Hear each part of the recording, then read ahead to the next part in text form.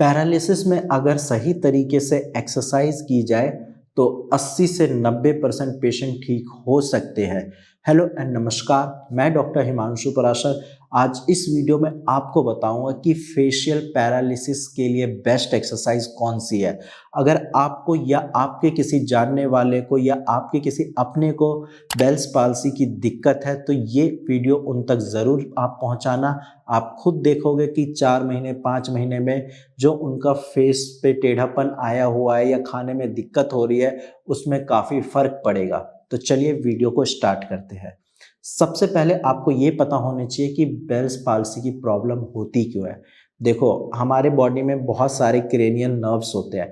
एक cranial nerve है seventh cranial nerve, जिसको हम फेशियल नर्व बोलते हैं, जो कि मैक्सिमम आपके फेस की सप्लाई पे फोकस करती है। अगर आपका फेशियल क्रेनियल नर्व डैमेज हुआ है तो फिर चांसेस हैं कि आपको फेशियल पाल्सी यानी कि बेल्स पाल्सी की दिक्कत होगी, और उस दिक्कत की वजह से आप सही से बोल नहीं पाएंगे, सही से खाने में दिक्कत होगी और आपका टेस्ट भी कम हो सकता है, यानी कि जो टेस्ट सेंसेशन होती हैं वो कम हो सकती है। ये तो बेसिक बात हो गई बेल्स पाल्सी के बारे में। अब हम आते हैं कि ऐसी कौन सी एक्सरसाइज है जिससे पेशेंट को आराम मिले, और ये वो एक्सरसाइज है जो कि मैंने अपने पेशेंट को बताई है, और आप यकीन मानिए कि पेशेंट की रिकवरी 100% हुई है।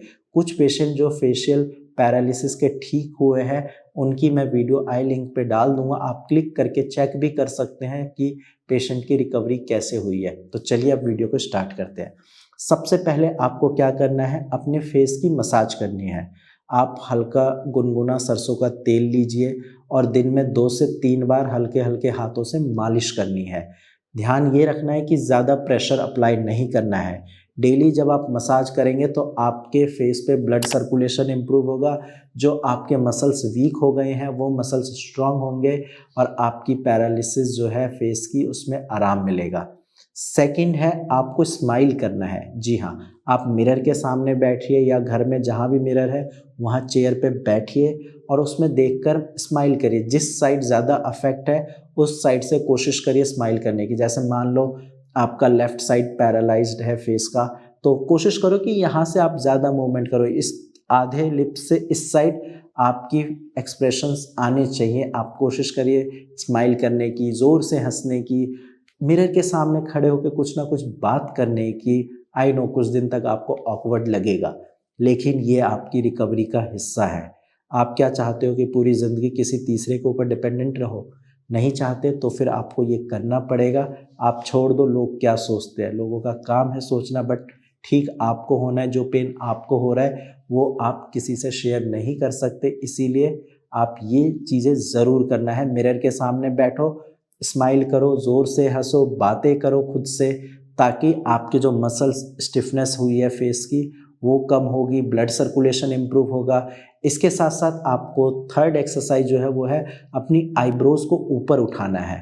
आप मिरर में देख के कोशिश करिए कि जिस साइड अफेक्टेड है उस साइड के आईब्रो को ऊपर उठाने की, और वैसे तो आप दोनों साइड की करिए ताकि एक सिमेट्री मेंटेन रहे। और आप मिरर में देखिए, लेफ़्ट साइड की आईब्रो उठाइए, फिर राइट की। अगर नहीं उठ रही है तो स्टार्टिंग में आप हाथ का यूज़ कर सकते हैं, लेकिन कोशिश करिए खुद से उठने लगे। थर्ड है आई ब्लिंक एक्सरसाइज। आप मिरर में देख के ऐसे पलके झपकते रहिए। जब आप आई ब्लिंक करेंगे तो आँखों की मसल्स में जो भी स्टिफनेस होगी वो कम होने लगेगी। इसके साथ साथ नेक्स्ट है व्हिस्लिंग। जी हाँ, मिरर के सामने बैठिए और सीटी बजाने की कोशिश करिए, व्हिसल करने की कोशिश करिए। धीरे धीरे आपके सिर्फ हवा पास होगी, लेकिन कुछ टाइम के बाद आप देखोगे कि एक सीटी जैसी आवाज़ आ रही है, वो आपका इम्प्रूवमेंट का साइन होगा। ठीक है, इस चीज़ का बिल्कुल ध्यान रखना है। नेक्स्ट एक्सरसाइज जो है टंग आउट एक्सरसाइज, यानी कि आप अपनी टंग को बाहर निकालिए, थोड़ी देर होल्ड करिए, फिर अंदर लीजिए, फिर आप अपनी टंग को बाहर निकालिए, थोड़ी देर होल्ड कीजिए, फिर उसको अंदर लीजिए। इसके साथ साथ लास्ट एक्सरसाइज जो आपको करनी है वो है बलून एक्सरसाइज। आप घर में 10-12 बलून लेके रख लीजिए, उसको कोशिश करिए अपने मुंह से फुलाने की। जितना आप फुला सकते हो उतना फुलाइए। स्टार्टिंग में थोड़ा सा फुला पाएंगे, धीरे धीरे करके कुछ टाइम बाद देखोगे उसी बलून को आप फुल कैपेसिटी में फुला सकते हो। तो ये आपका इम्प्रूवमेंट का साइन होगा कि अब जब आप उसमें हवा भर रहे हो, प्रेशर लगा रहे हो, तो आपकी स्टिफनेस कम हुई है, आपका ब्लड सर्कुलेशन सही हुआ है, ये आपको खुद ही पता चलने लग जाएगा। और टाइम के साथ साथ ना तो आपको खाने में दिक्कत होगी, ना आपको बोलने में दिक्कत होगी, और जो आपके मुंह से पानी निकलता है वो भी कम हो जाएगा। लेकिन शर्त यही है कि मेहनत आपको करनी है, रेगुलर करनी है। 1 दिन में, 2 दिन में, 1 महीने में कोई फ़र्क नहीं पड़ेगा। आपको कम से कम 6 महीने ये चीज़ें करनी है, दिन में 2 बार करिए, डेफ़िनेटली ठीक हो जाओगे। और साथ में आप अपनी होम्योपैथिक मेडिसिन्स टाइम से लीजिए। आज की वीडियो में इतना ही, धन्यवाद।